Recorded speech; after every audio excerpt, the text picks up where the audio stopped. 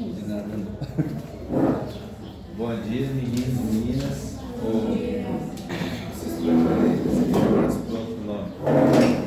Meu bebezinho tem 3 e eu não gosto que eu chame de bebê mais não. Quero agradecer a professora Lucila por ter deixado eu mais uma vez bater um papo com vocês. Sou graduando em História, estou no último ano. E nesses 3 encontros eu estarei com vocês. Não sei se eu vou conseguir aplicar tudo aquilo que tem que aplicar. Da outra vez Lucy viu que eu sou meio apertado com o tempo, né, Lucy? Não sei se eu estagiei com uma parte dessa sala aqui. Mas hoje nós vamos falar de um tema que vocês verão, pelo menos eu suponho, que faz parte das nossas vidas ainda hoje. Olha para essa imagem. Sei que vocês estão assim meio... Segunda-feira é puxado, né? Mas ainda mais no frio desse que amanheceu hoje, miséria. Certamente vocês já ouviram falar alguma coisa relacionada com essa imagem. Embora vocês talvez não reconheçam. O que vocês acham que essa imagem representa o quê? Uma manifestação, correto. O que mais? O que vocês acham que essa galera está fazendo?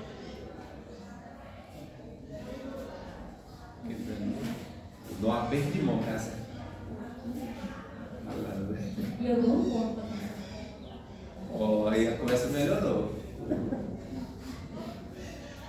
Eu vou atualizando.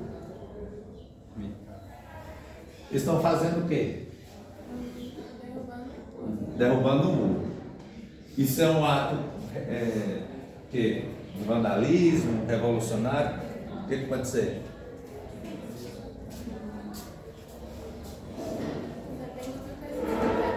Depende do contexto que representa, correto. Mais uma chance.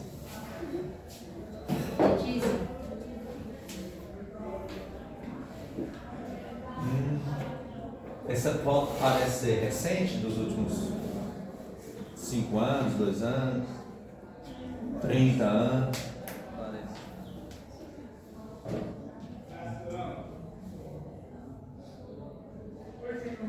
Vou dizer, essa foto é uma das inúmeras fotos que mostram o exato momento em que começou a se destruir o Muro de Berlim.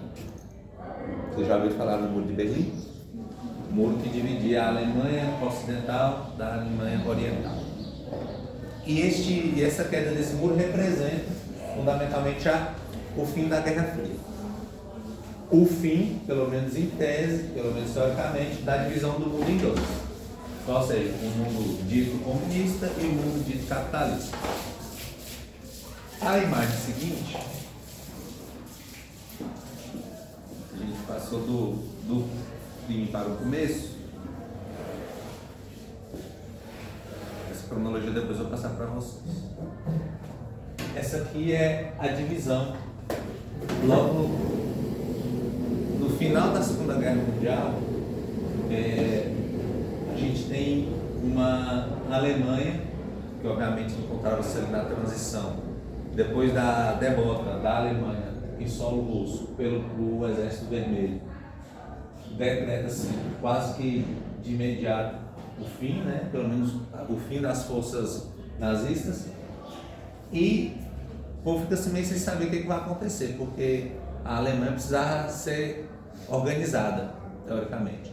Então as forças aliadas, os Estados Unidos, a França e a Inglaterra, junto com o exército, com as forças russas, entenderam que seria importante dividir a Alemanha. Dividir a Alemanha exatamente desse modo aqui, uma parte para os Estados Unidos, outra parte para a França, outra parte para o Reino Unido. E essa parte aqui em vermelho ficou para a Rússia. Berlim está no meio, essa imagem aqui, e Berlim também foi dividido. Essa imagem representa aquilo que seria o início da Guerra Fria. Em qual sentido? No sentido de que a Guerra Fria não foi necessariamente, de modo explícito ou de modo, as últimas consequências, uma guerra bélica entre os dois países. mas representou uma forma até então nova de guerra, uma configuração estranha de guerra, porque até então a guerra era aquilo de ir para as vias de fato, como a gente diz por aqui, né? O pau cai a fogo.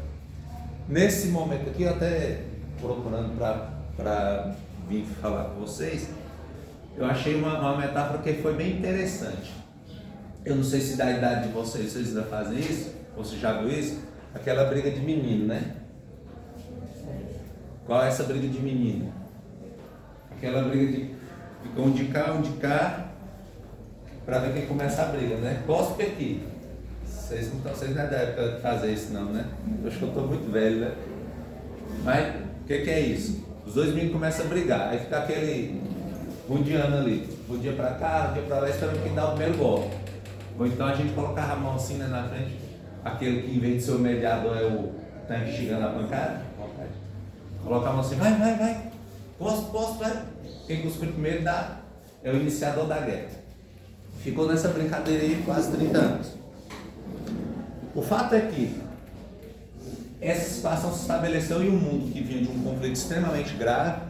Os Estados Unidos, de um lado, acabavam de mostrar para o mundo que era possível sim, com uma única arma, você destruir milhões de vidas, né? Vocês certamente vão se lembrar do caso das bombas de Hiroshima e Nagasaki. Inclusive tem uma música belíssima do Ney Matogrosso sobre isso, Rosa de Hiroshima. Bom, eu já vi ele cantando, né? E aí então o mundo se encontrava, ao mesmo tempo, saindo desse estado, dessa condição extremamente assustadora, e começava a entrar em uma tentativa de se reorganizar. Criou-se com isso a Organização das Nações Unidas, vocês já ouviram falar, criou-se a OTAN. A OTAN, inclusive, vocês devem estar sabendo aí, eu suponho,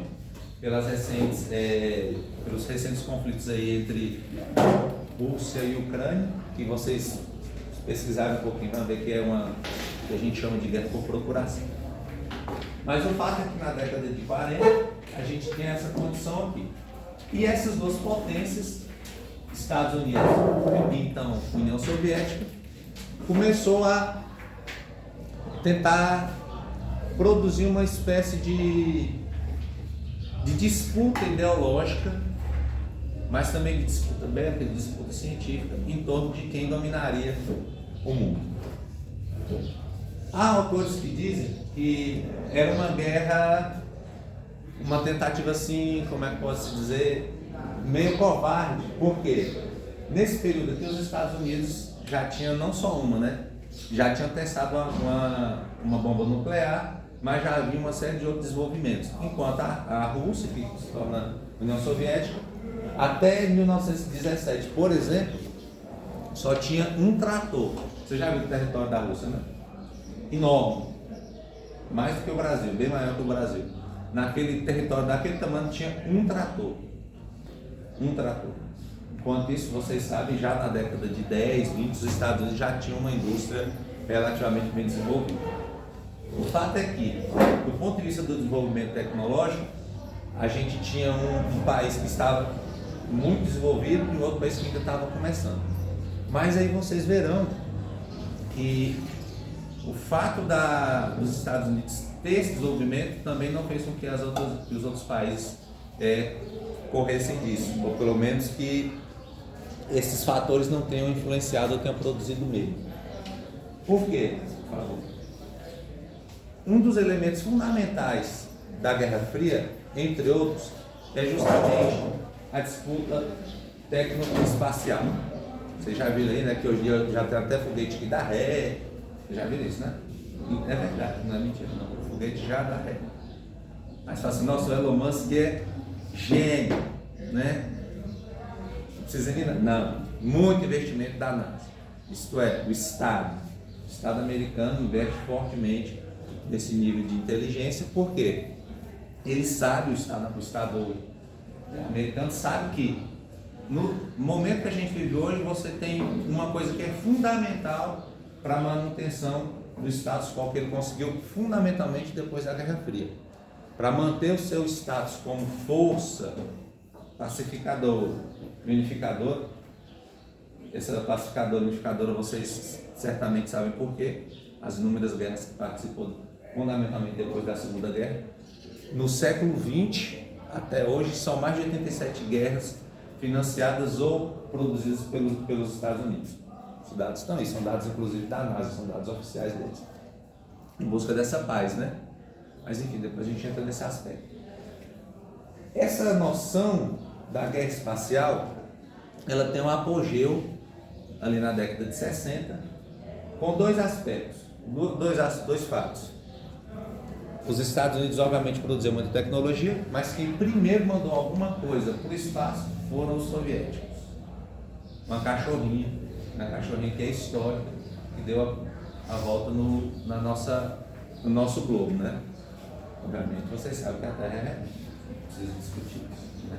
Embora a gente tenha umas loucuras atualmente. Ocorre então que inicialmente aquele país, como eu disse para vocês, que era um país que vivia de arado de terra no começo do século XX, que tinha um trator em 1917, em pouco mais de 40 anos mandou uma cachorrinha para o espaço. Isso era extremamente complexo, porque nós, seres vivos, para ir para o espaço, nós temos um fator que é fundamental. O Sérgio Sacani, desse peixe dele, ele fala assim, é o fator tripa. Uma coisa é você mandar um satélite, outra coisa é você mandar, enfim, qualquer coisa, até o carro, né? Já vocês sabem qual é o Elon Musk mandou o carro dele. Mas nós, seres vivos, não só os seres humanos, temos uma coisa chamada tripa. Nós temos um organismo vivo. Nós somos um organismo vivo. E naquele caso foi a primeira vez que se enviou um ser vivo para dar aquela volta. Extremamente revolucionário isso. O que os Estados Unidos, então, já vinham desenvolvendo esse aspecto tecnológico? O que eles fazem? Em 1969, primeira tripulação humana enviada para onde? Para a Lua. Por que não se enviou mais ninguém para a Lua?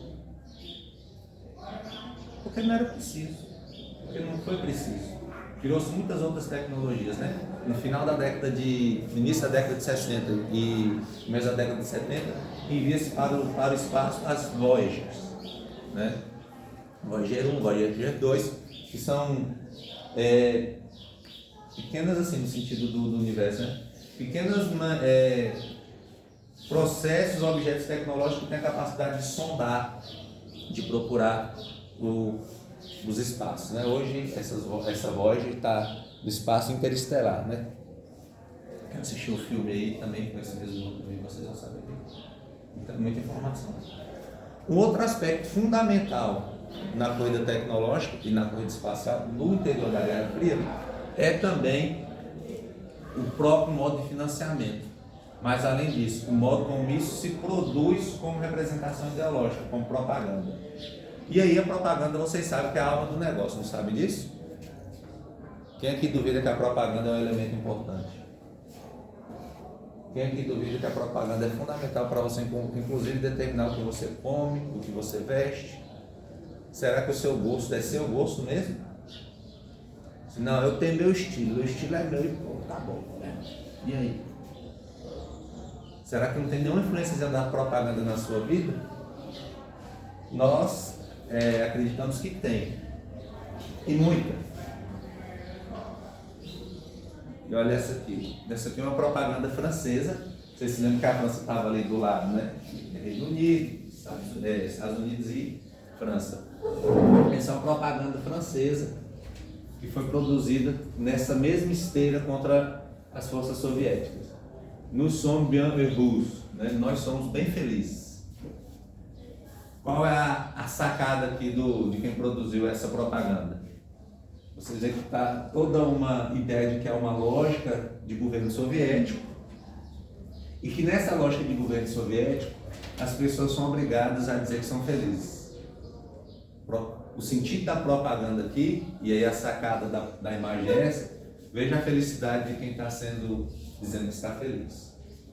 Propaganda, mas essa imagem é muito simples. Um meme, isso aqui é um meme. Qual é o meme? Você pode falar assim, não, eu estou aqui agora na sala aqui, top, felizão. Você pode pegar aqui o placazinho ali, ó, colocar ali agora. Essas meninas aqui que estão escrachadinhas assim, ó, deitadinhas ali. Como é que você está? Qual é o seu nome? Larissa. Como é que você está, Larissa?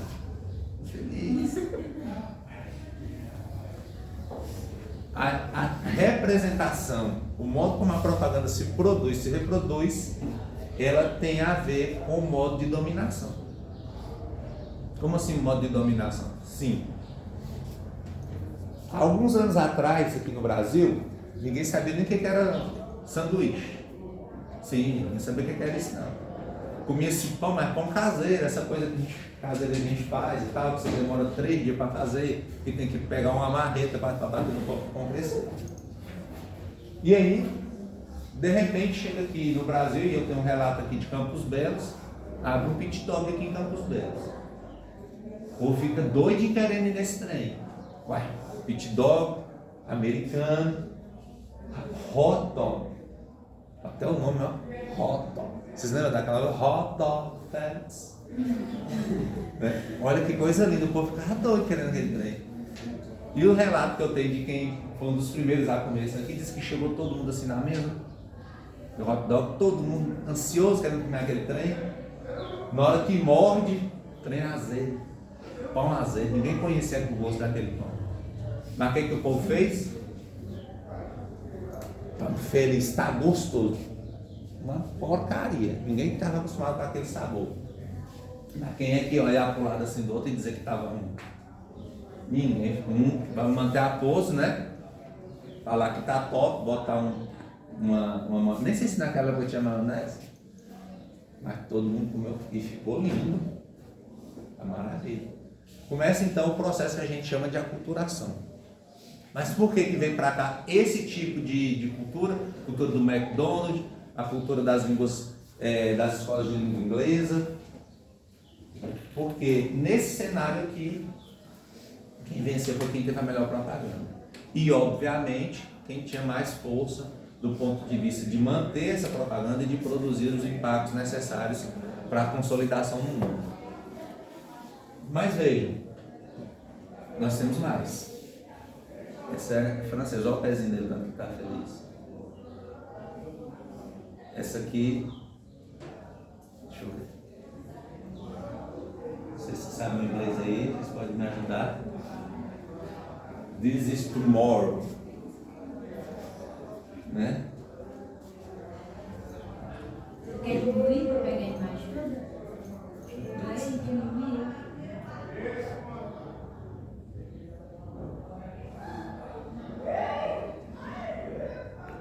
Vocês já viram lá o. Tá dizendo, o que está dizendo lá em This is tomorrow? É o quê? Isso é amanhã. Isso é amanhã, segundo eles. Isso é o quê? A América, como vocês vão ver aqui, América under comunismo. Essa é a propaganda. América under comunismo. A América sobre o comunismo. Sobre o governo, sobre as determinações. Isso rolou aonde? Isso rolou em todo o mundo ocidental. Esse tipo de propaganda. Qual era o medo, o grande medo? O comunismo. O que é esse comunismo? Esse bichão feio que vai comer todo mundo, tirar sua liberdade, vai botar o Estado sob controle de tudo e você vai se ferrar com ele. Essa propaganda. Propaganda é essa que nós estamos vendo aí no nosso dia a dia, atualmente. O Estado, esse vilão que vai te destruir, tirar sua liberdade. Bom é a América, o capitalismo, porque todo mundo pode ser livre. Há controvérsias. Primeiro, não existe nenhum Estado, nenhum país que viva sem a força do Estado. Só vou dar 2 exemplos para vocês. Você pega os grandes big techs norte-americanas. Não tem uma delas que o empresário europeu, enfim, latino-americano, consegue comprar. Nenhuma delas. Sabe por que não? Porque essas empresas são reguladas pelo Estado americano. Principalmente empresas de inteligência são controladas diretamente pela NASA. Sabe para quê? Porque hoje, gente, o que importa no mundo, o que dá dinheiro, o que dá poder, comunicação, mas acima de tudo dados. Muitos dados. Vocês viram aí, eu cheguei ali, para mim foi meio estranho, tá? Você já deve estar acostumado. Para mim foi estranho chegar ali, o Isaac está ali, né? fazendo a revista com o detectorzinho de metal. Estranho. Bom ou ruim, não sei, necessário talvez. O fato é que esse tipo de coisa, esse tipo de veiculação, as Big Techs ganham dinheiro com isso. Sabe por quê? Se a minha aula que for a melhor do mundo, se a aula da professora Lucy for a melhor do mundo e você gravar aqui, não vai dar audiência. Agora deixa vocês começar a trovar aqui, cair no cacete aqui, meter lá o somzinho lá no YouTube. Enfim, não dou 2 minutos, é altas visualizações. Por quê? Porque dá treta. E isso dá dinheiro. Então, a fronteira tecnológica, a fronteira da comunicação, ela é fundamental para o estabelecimento da sua que a gente tem hoje. Qual o tipo de cultura que nós consumimos ainda hoje? Quem aqui já assistiu todos os filmes da Marvel? Eu já. Inclusive, eu estava assistindo o último do Homem-Formiga.